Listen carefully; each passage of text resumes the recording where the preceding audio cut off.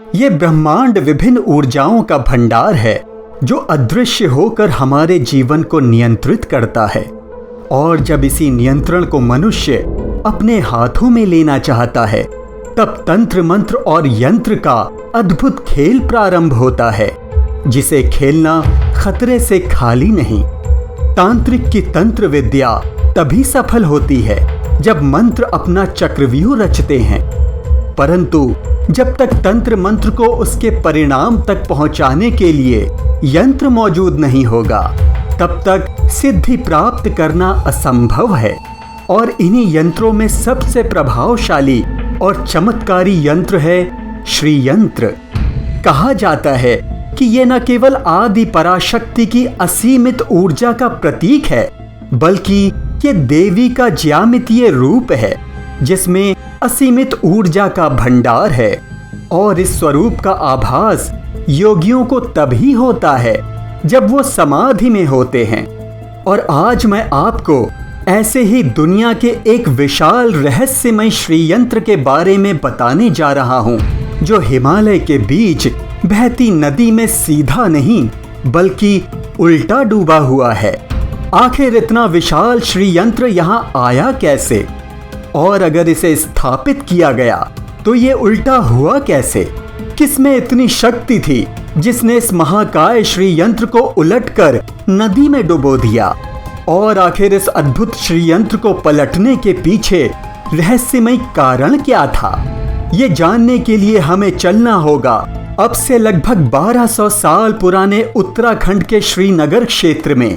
ये वो समय था जब आदि शंकराचार्य सनातन धर्म के प्रचार प्रसार के लिए पूरे राष्ट्र का भ्रमण कर रहे थे। जहां जहां भी वो जाते, अपने ज्ञान की शक्ति से सनातन धर्म की अलख जगाते जा रहे थे। कहीं पर शिवालय तो कहीं पर शालिग्राम स्थापित करते चले जा रहे थे। वहीं दूसरी ओर श्रीनगर गढ़वाल में चट्टान पर बने एक विशाल श्री यंत्र की शक्ति का प्रभाव बहुत ही भयानक हो चला था।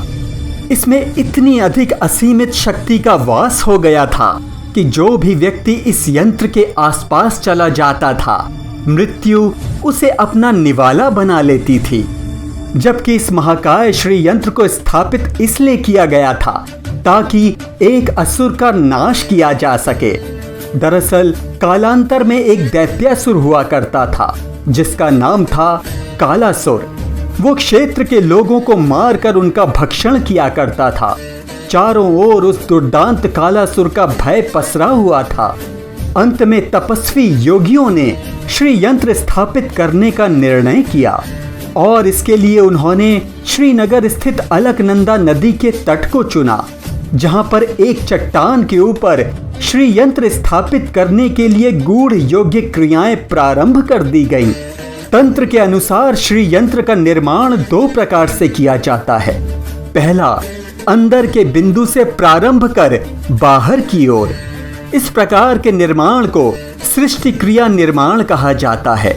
परंतु श्री यंत्र की स्थापना में जो दूसरा प्रकार है वो साधारण नहीं है, बल्कि वो विनाशकारी माना जाता है, जिसका निर्माण बाहरी वृत्त से प्रारंभ होकर अंदर की ओर किया जाता है और इसे कहा जाता है संहार क्रिया निर्माण।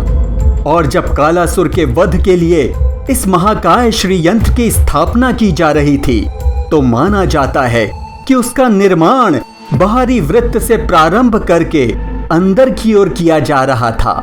यानी इस श्री यंत्र का निर्माण संहार क्रिया द्वारा किया जा रहा था ताकि कालासुर का सर्वनाश किया जा सके। दरअसल कालासुर के वध के लिए श्री यंत्र को इसलिए चुना गया क्योंकि ये यंत्र सभी यंत्रों में शिरोमणि है, इसलिए इसे यंत्र राज भी कहा जाता है, जिसका प्रयोग श्री विद्या में होता है। और इसकी अधिष्ठात्री देवी हैं त्रिपुरा सुंदरी, जिन्हें राज राजेश्वरी भी कहा जाता है। वैदिक में ये महालक्ष्मी हैं।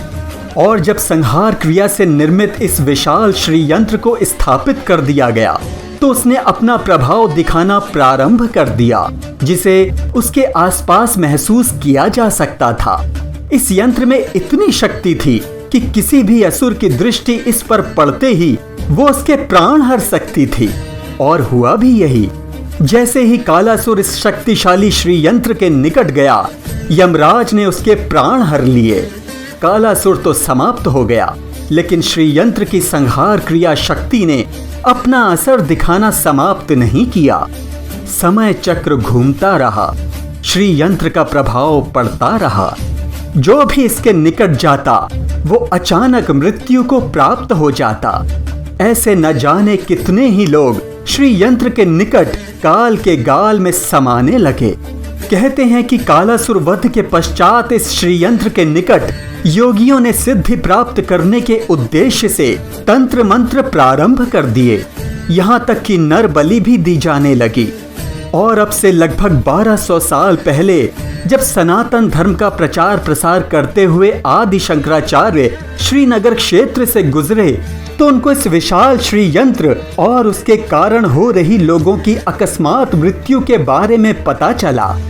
वो इसके निकट गए और उसकी असीमित ऊर्जा के प्रभाव को महसूस करते हुए उन्होंने इसे नष्ट करना ही उचित समझा और अपने तप के बल पर चट्टान पर बने इस विशाल श्री यंत्र को पलटकर अलकनंदा नदी में उल्टा डुबो दिया, जिसे आज भी देखा जा सकता है।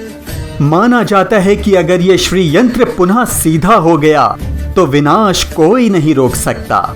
श्री यंत्र के कारण ही आज इस क्षेत्र का नाम श्री यंत्र टापू है और पूरा शहर श्रीनगर के नाम से जाना जाता है।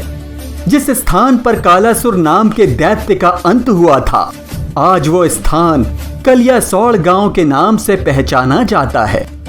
गाथा यहीं समाप्त नहीं होती, बल्कि अभी तो आदि शंकराचार्य को श्री यंत्र की शक्ति के पश्चात एक दूसरी ही शक्ति का अनुभव होना बाकी था। दरअसल श्री यंत्र को नष्ट करने के पश्चात जब शंकराचार्य बद्रीनाथ जाने के लिए कुछ आगे बढ़े ही थे कि श्रीनगर मार्ग में ही अचानक उनका स्वास्थ्य बिगड़ने लगा। आंखों के सामने अंधेरा छा गया, गला सूखने लगा। अब उनमें इतनी शक्ति नहीं बची थी कि वो आगे बढ़ सके। वो जमीन पर ही बैठ गए। तभी उन्हें सर पर पानी का मटका लिए हुए एक स्त्री दिखाई पड़ी। उन्होंने कहा, माते, थोड़ा जल मिल सकता है? उस स्त्री ने कहा कि बगल में ही तो नदी बह रही है, जाकर वहीं जल क्यों नहीं ग्रहण कर लेते? तब आदि शंकराचार्य ने कहा कि माते, मुझ में इतनी शक्ति नहीं है कि मैं वहां जा सकूं। ये सुनते ही वो स्त्री मुस्कुराई और उन्हें पानी पिलाते हुए बोली कि तुम तो शक्ति को मानते ही नहीं हो। शंकराचार्य ने जैसे ही पानी पिया, उनको ध्यान आया कि उस स्त्री को कैसे पता कि मैं शक्ति को नहीं मानता।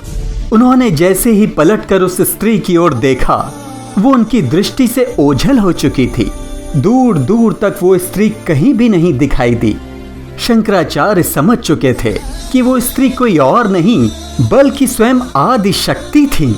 और इस घटना के पश्चात आदि शंकराचार्य देवी के शक्ति स्वरूप पर विश्वास करने लगे और श्रीनगर क्षेत्र में ही उन्होंने शक्ति की उपासना भी की। इससे पूर्व उनका मानना था कि शक्ति और कुछ नहीं, मात्र विष्णु की माया है, जिसे उनके लेख विवेक चूड़ामणि में देखा जा सकता है। शक्ति उपासना के पश्चात आदि शंकराचार्य बद्रीनाथ पहुंचे, जहां उन्हें श्री विष्णु की माया तो नहीं मिली, परंतु स्वयं भगवान विष्णु मिल गए। दरअसल बद्रीनाथ क्षेत्र में उन्हें अचानक किसी स्थान पर शालिग्राम पत्थर पर बनी श्री नारायण की मूर्ति मिली, जिसे उन्होंने तप्त कुंड के बगल में स्थित गुफा में स्थापित कर दिया। और आगे चलकर 16वीं शताब्दी में गढ़वाल के राजा ने बद्रीनाथ मंदिर का निर्माण कर उसमें इस मूर्ति को स्थापित कर दिया। मान्यता है कि शालिग्राम मूर्ति शंकराचार्य को अचानक नहीं मिली, बल्कि श्री हरि ने सपने में आकर उन्हें इस मूर्ति का स्थान पहले से ही बता दिया था, ताकि उसकी स्थापना की जा सके। और इसके पश्चात शंकराचार्य केदारनाथ चले गए और वहां अचानक ही कहीं गायब हो गए। एक प्रत्यक्षदर्शी का कहना था कि उसने आदि शंकराचार्य को आखिरी बार केदारनाथ मंदिर के पीछे जाते हुए देखा था। इसके बाद वो कभी नहीं दिखे। माना जाता है कि उन्होंने उस स्थान पर समाधि ले ली जिसे आज भी केदारनाथ मंदिर के पीछे देखा जा सकता है। इस समय उनकी आयु मात्र 32 वर्ष ही थी। तो दोस्तों, ये थी आज की अनसुनी गाथा। आपको कैसी लगी हमें अवश्य बताइएगा और वीडियो को लाइक, शेयर और चैनल को सब्सक्राइब करना मत भूलिएगा। जय शिव शंकर। नारायण नारायण।